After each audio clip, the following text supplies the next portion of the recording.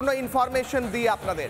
গতকাল মুখ্যমন্ত্রী মমতা বন্দ্যোপাধ্যায় সমস্ত দোষ ডাক্তারদের দিলেন, বললেন এরাই দোষী। কারা দোষী? 12টা নাম নিলেন মুখ্যমন্ত্রী। কাদের নাম নিলেন দেখুন। কোন 12 জনকে সাসপেন্ড করা হচ্ছে, কাদের ওপর সমস্ত দোষ দেওয়া হচ্ছে? Jayanta Kumar Raut, MSVP Medinipur medical college; Dilip Kumar Pal, সহকারী অধ্যাপক; মোহাম্মদ আলাউদ্দিন, বিভাগীয় প্রধান, স্ত্রীরোগ বিশেষজ্ঞ। এদের প্রত্যেককে সাসপেন্ড করা হচ্ছে। 3 নম্বর নাম। 4 নম্বর নাম সৌমেন দাস, আরএমও মেদিনীপুর মেডিকেল কলেজে, তিনি সেই মুহূর্তে দায়িত্বে ছিলেন। পল্লবী ব্যানার্জি চিকিৎসক। 5 নম্বর নাম, প্রত্যেকে চিকিৎসক, হিমাদ্রি নায়ক চিকিৎসক। এদের প্রত্যেককে সাসপেন্ড করা হয়েছে। মৌমিতা মণ্ডল পিজিটি অর্থাৎ trainee, post graduate trainee. Bhagyashree Kundu post graduate ট্রেনিদেরও সাসপেন্ড করা হচ্ছে। ট্রেনিদের কি দোষ ভাই?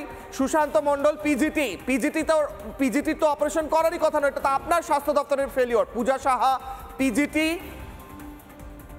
মনীশ কুমার পিজিটি, প্রত্যেক ট্রেনিকে সাসপেন্ড করা হচ্ছে। জাগৃতি ঘোষ পিজিটি, স্টুডেন্টদের সাসপেন্ড করে দিয়েছে। স্বাস্থ্য দপ্তরের ফেলিওর নয় যদি জুনিয়র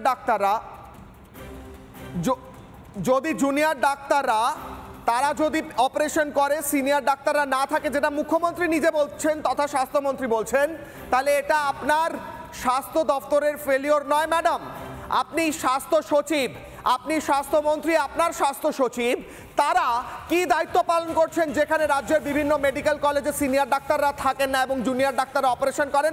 আপনার কথায় বলছি। কিন্তু আপনি তো স্যালাইন নিয়ে কিছু দেখতেও পান না, স্যালাইন কোম্পানির বিষয়ে কিছু বুঝতেও পারেন না, জানতেও চান না, বা জেনেও আপনি বলতে চান না। কোনো কারণ আছে হয়তো।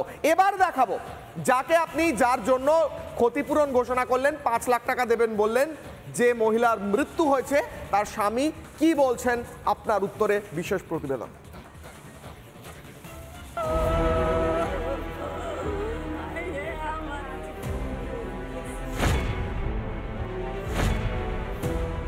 মেদিনীপুর মেডিকেলে গত সোমবারই মৃত্যু হয় মামনি রুইদাস নামের এক প্রসূতির। আজও এসএসকেএম হাসপাতালে মৃত্যুর সঙ্গে লড়ছেন আরও 3 প্রসূতি। আর প্রতিবারের মতো এবারও মৃত্যুর ক্ষতিপূরণ ও পরিবারের একজনকে চাকরির প্রতিশ্রুতি মুখ্যমন্ত্রীর। যদিও আমি মনে করি যে মৃত্যুর বিকল্প কোনো সান্ত্বনাতেই কাজে লাগে না, সাহায্যেও কাজে লাগে না, তবুও মৃত পরিবারকে আমরা 5 লাখ টাকা ও পরিবারকে দেওয়ার জন্য আমরা অনুরোধ করছি। এবং তার পরিবার থেকে যদি কেউ চাকরি করতে চায়, যেহেতু এটা আমাদের ডাক্তারদের নেগলিজেন্সির জন্য হয়েছে, সরকারি কেউ চাকরি করতে চায় আমরা সেটাও করব। কিন্তু সরকারের স্তোকবাক্যে ভুলতে নারাজ মৃতার পরিবার। কি বলছেন মৃতার স্বামী শুনুন। আমি 50 লাখের নিচে আমি নেব না। হ্যাঁ, 50 লাখের নিচে নেবেন না? স্বাস্থ্য দপ্তরের তো দোষ তো আছে, নাহলে ওষুধে এরকম কোনো ভুল বেরাবে। এরকম ভুল হলে তো আমার রোগী তো মারা যেত না। বৃহস্পতিবার মৃত মামনি রুইদাসের বাড়িতে যান বিরোধী দলনেতা শুভেন্দু অধিকারী। কথা বলেন তার পরিবারের সঙ্গে। দেবাশিস রুইদাসকে ক্ষতিপূরণ ও চাকরি প্রসঙ্গে মুখ্যমন্ত্রীকে কড়া ভাষায় আক্রমণ শুভেন্দু অধিকারীর। না নেবে না। 5 লাখ টাকা দেবে কেন? আমি 10 লাখ টাকা দিয়ে যাবো। 5 লাখ টাকা নেবে না, 50 লক্ষ টাকা দিতে হবে। খুন করেছে তো। এবং চাকরি ওই কন্ট্রাকচুয়াল চাকরি আপনার হবে না। আপনি হাফ দাঁড়ি কাটার চাকরি 4000, 5000, 6000 সিভিক ভলেন্টিয়ারের মতো ও চাকরি হবে না। পার্মানেন্ট চাকরি দিতে হবে 4th গ্রেডে। মুখ্যমন্ত্রী নিজেই বলছেন মৃত্যুর কোনো ক্ষতিপূরণ হয় না, কিন্তু মানবিক কারণে তিনি ক্ষতিপূরণ ও চাকরি দিচ্ছেন। মানবিক কারণ নাকি মুখ বন্ধ করার চেষ্টা? স্যালাইন বিতর্কে কি সরকারের কোনো ভূমিকাই নেই? বিতর্ক চাপা দিতেই কি চাকরি ও ক্ষতিপূরণের প্রতিশ্রুতির ঢেউ? রিপাবলিক বাংলা।